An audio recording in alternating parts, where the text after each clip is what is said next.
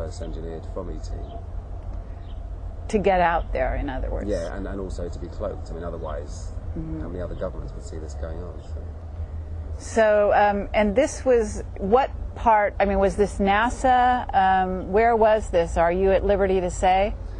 Again, I wish I was. I find it so hard to remember all of it. It's strange, I can remember IP addresses, but a lot of the names and where I was when I found particular things.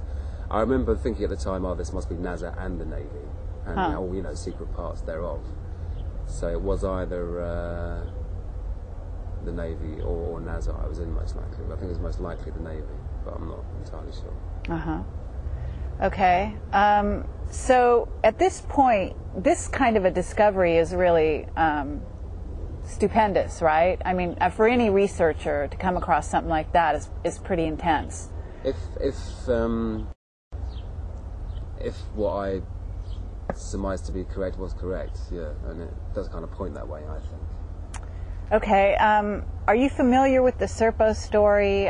We've mentioned it. I mentioned it to you, but I don't know if you've actually, because you're not on the web, right? You haven't been on the web for a number of years. That's correct, yeah. That's part of your, what do you call, probation? Bail conditions, yeah.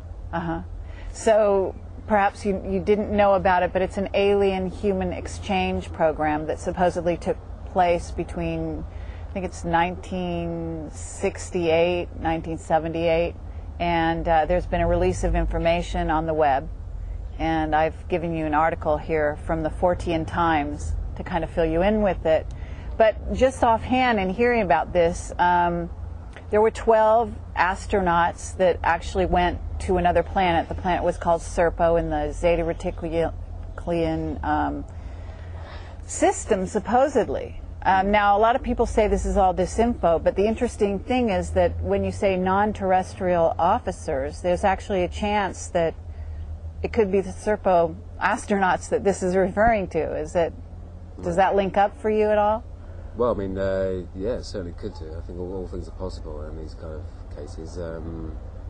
I mean, yeah, just the fact that it's not based on Earth doesn't necessarily mean it's orbiting Earth, does it? It could just be based on another planet, another solar system. Right, because it's just non-terrestrial, meaning not on the Earth. Yeah. So yeah, we're talking about people that are based somewhere else in the solar system, theoretically, whether they're circulating, you know, circling the planet in a spaceship, or they're actually on another planet. Anyway, it's just an interesting link up that's kind of unexpected, I would say. Yeah. So what exactly happened to you when like sort of the blow by blow of when you got discovered?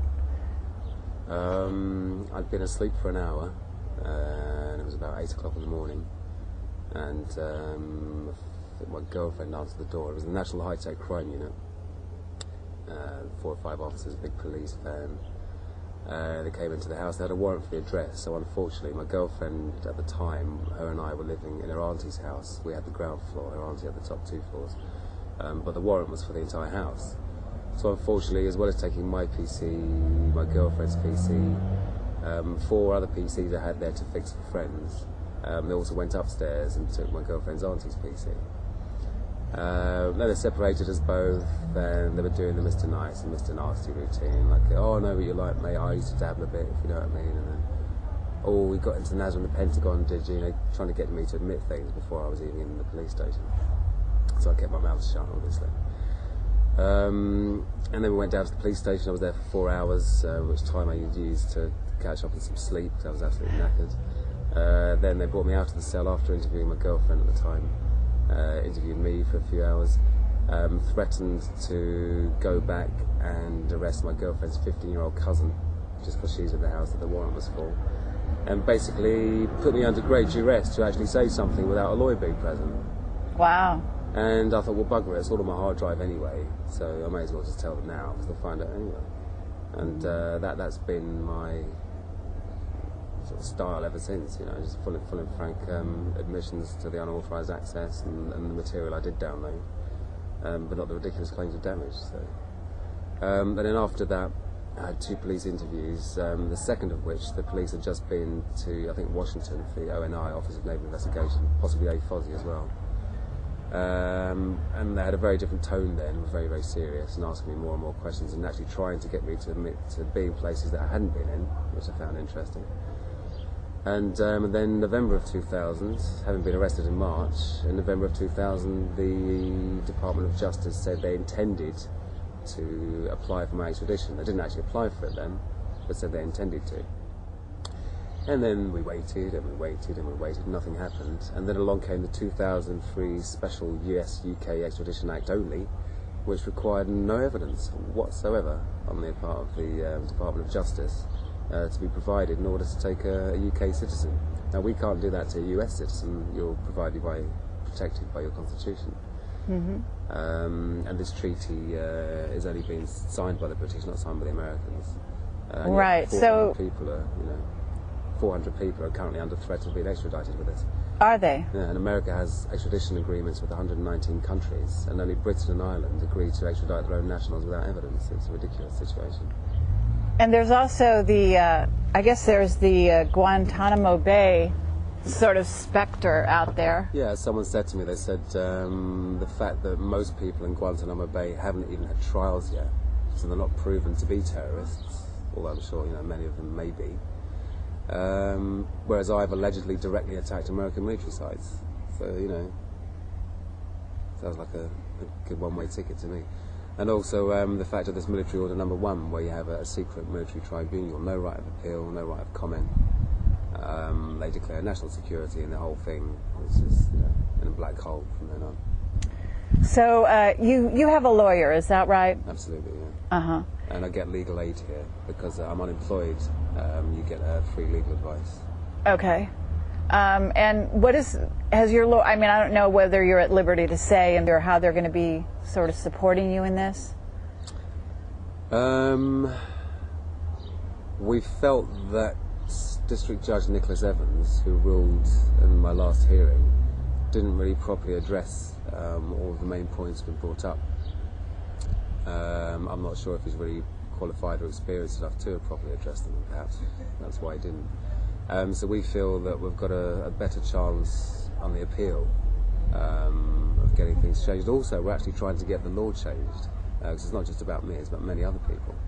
And the fact that you can be extradited without evidence. So we're trying to get judicial reviews in motion and put some pressure on, and we've got petitions going, etc., etc. Okay, and you have a website, isn't that right? That's right, yeah, freegary.org.uk. Okay, very good.